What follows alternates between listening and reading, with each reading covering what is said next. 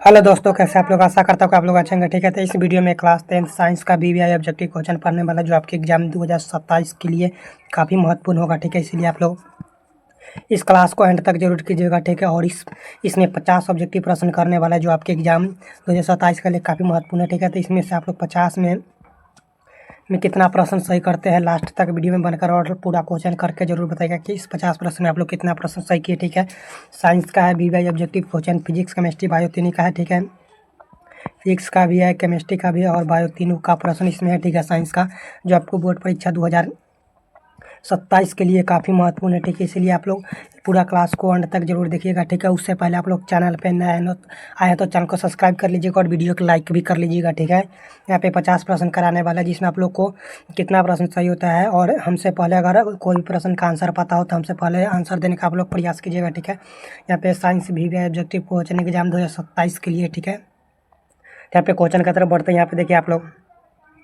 First number यहाँ पे प्रश्न क्या कर रहा है। यहाँ पे देखिए, किस दर्पण का फोकस दूरी ऋणात्मक होता है। किस दर्पण का फोकस दूरी ऋणात्मक होता है। आप लोग आंसर बताइए, किस दर्पण का फोकस दूरी ऋणात्मक होता है। तब अवतल दर्पण का फोकस दूरी ऋणात्मक होता है। इसका राइट आंसर बी हो जाएगा।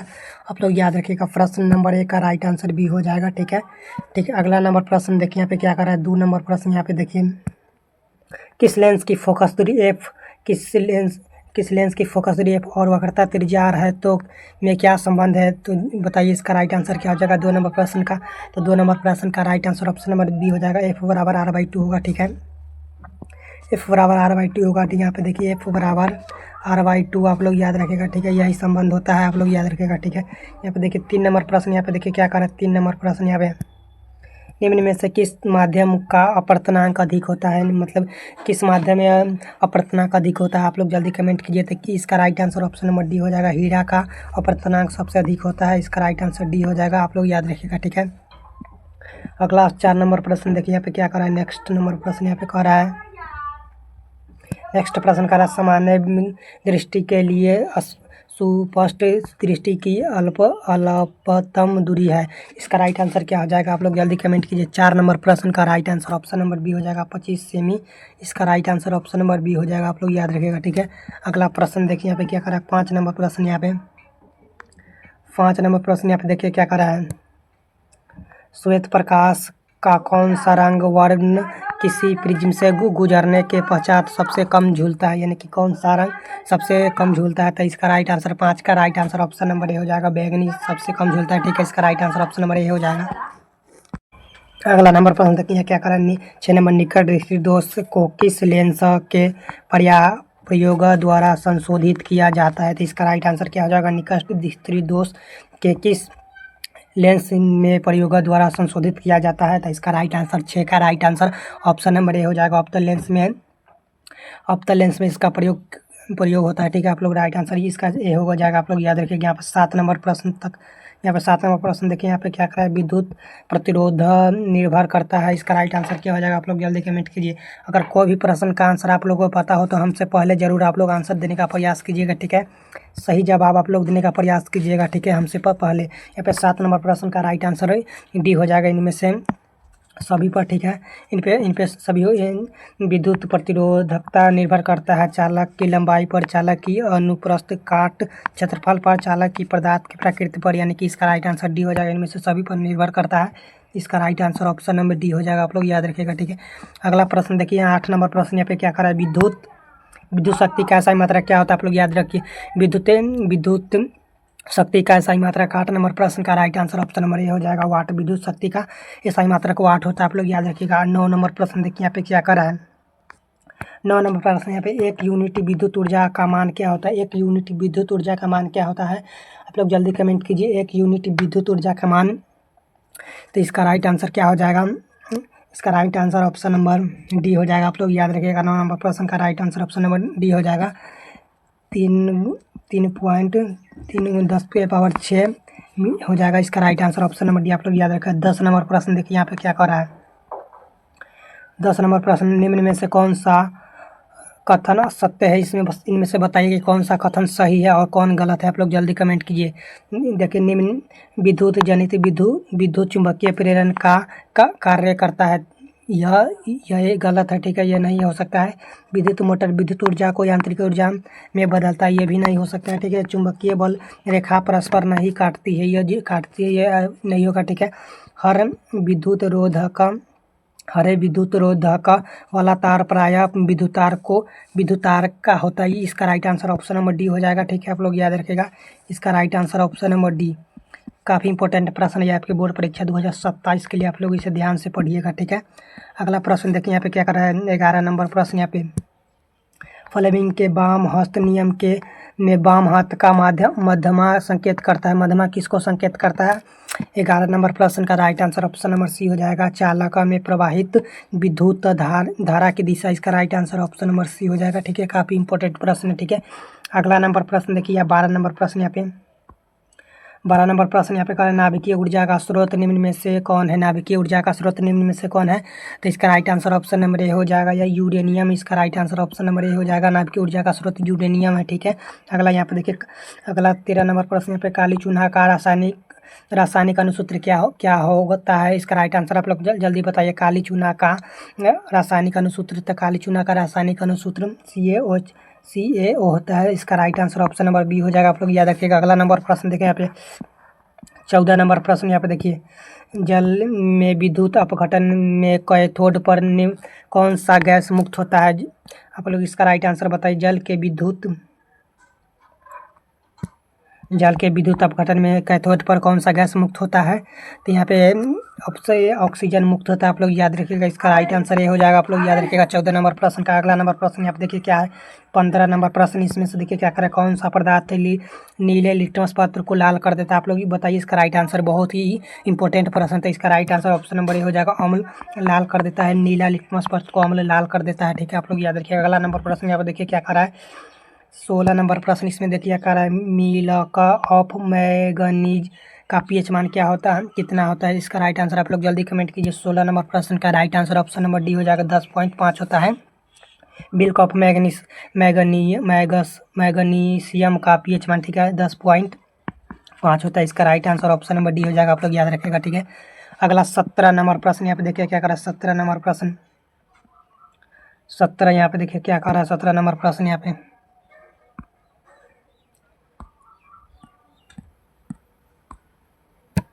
निम्न में से कौन सा धातु चमकीला है? बताइए इनमें से कौन सा धातु चमकीला है? तो इसका right answer option number iodine हो जाएगा। आयोडीन एक चमकीला धातु है, आप लोग याद रखेगा। इसका राइट आंसर ये हो जाएगा। नेक्स्ट नंबर प्रश्न यहाँ पे देखिए 18 नंबर प्रश्न क्या करा है, निम्न में से कौन सा धातु अत्यधिक अभिक्रियाशील होता है? इनमें से बताइए कौन सा अधिक अभिक्रियाशील होता है? तो Ca बहुत अभिक्रियाशील होता है, आप लोग याद रखिएगा। सी यानी कि कैल्शियम बहुत ही अभिक्रियाशील होता है, आप लोग याद रखेगा। कैल्शियम बहुत ही अभिक्रियाशील होता है, इसका right answer option number C हो जाएगा। कैल्शियम Ca इसका सूत्र होता है, आप लोग याद रखिएगा। अगला नंबर प्रश्न यहाँ पे देखिए क्या कर रहा है, नेक्स्ट 19 नंबर प्रश्न यहाँ पे कह रहा है, ऑक्सीजन का परमाणु में वहतम कक्षा में इलेक्ट्रॉन की संख्या कितनी होती है? आप लोग जल्दी कमेंट कीजिए। ऑक्सीजन के परमाणु के बहत्तम कक्षा में इलेक्ट्रॉन की संख्या कितनी होती है? तो 19 का right answer option number B हो जाएगा। इसका 6 इलेक्ट्रॉन की संख्या होती है, आप लोग याद रखिएगा, ठीक है। इसका right answer option number B हो जाएगा 19 नंबर प्रश्न का, ठीक है। अगला नंबर नेक्स्ट प्रश्न यहाँ पे देखिए क्या करा। अगर वीडियो अच्छा लग रहा है तो आप लोग वीडियो को लाइक भी कीजिएगा और दोस्तों में भी शेयर कीजिएगा, ठीक है। अगला नंबर प्रश्न यहाँ पे देखिए क्या कर रहा है, 20 नंबर, निम्न नाइट्रोजन के दो परमाणुओं के बीच कितने आबंध बनते हैं? नाइट्रोजन के दो परमाणुओं के बीच कितने आबंध बनते हैं? तो इसका right answer option number C हो जाएगा, 3 आबंध बनते हैं। इसका right answer option number C हो जाएगा, आप लोग याद रखिएगा। इसका right answer option number C हो जाएगा, ठीक है। तो 20 तक प्रश्न हम लोग कर लिए हैं, तो इसमें आप लोग बताइएगा कि 20 में आप लोग कितना सही हुआ, ठीक है। अगला यहाँ पे नेक्स्ट प्रश्न यहाँ पे देखिए क्या करा। नेक्स्ट प्रश्न यहाँ पे 21 नंबर प्रश्न, आधुनिक आवर्त सारणी में आवर्तन की संख्या है? इसका राइट आंसर आप लोग जल्दी बताइए। 21 नंबर प्रश्न का right answer option number A हो जाएगा 7, इसका राइट आंसर हो जाएगा, आप लोग याद रखिएगा, ठीक है। ये इसका राइट जवाब हो जाएगा। अगला नंबर प्रश्न यहाँ पे देखिए क्या करा है, 22 नंबर प्रश्न यहाँ पे देखिए, कौन सा इनजाइम इमालसीकृत वसा का पाचन करता है, इसका राइट आंसर 22 नंबर प्रश्न का राइट आंसर बताइए। 22 नंबर प्रश्न का right answer option number C हो जाएगा, लाइपेज। इसका राइट आंसर आप लोग याद रखिएगा, सी इसका राइट आंसर हो जाएगा। 23 नंबर यहाँ पे प्रश्न देखिए क्या कर रहा है, बहुत इंपॉर्टेंट प्रश्न है। उस पौधे का नाम बताए जो कलम द्वारा कायिक प्रबल को प्रदर्शित करता है। इसका राइट आंसर आप लोग जल्दी कमेंट कीजिए।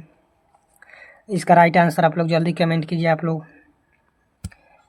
23 नंबर प्रश्न का right answer option number B हो जाएगा, ठीक है। इसका right answer option number B गुलाब का पौधा हो जाएगा, आप लोग याद रखिएगा। अगला नंबर प्रश्न यहाँ पे देखिए क्या कर रहा है, 24 नंबर प्रश्न यहाँ पे देखिए क्या कर रहा है, कालाजार बीमारी किस रोगजनक के कारण होता है। इसका राइट आंसर 24 का राइट आंसर आप लोग बताइए। तो 24 का right answer option number B हो जाएगा, ठीक है। आप लोग याद रखिएगा, लेशमानिया। इसका right answer option number B हो जाएगा, आप लोग याद रखिएगा, ठीक है।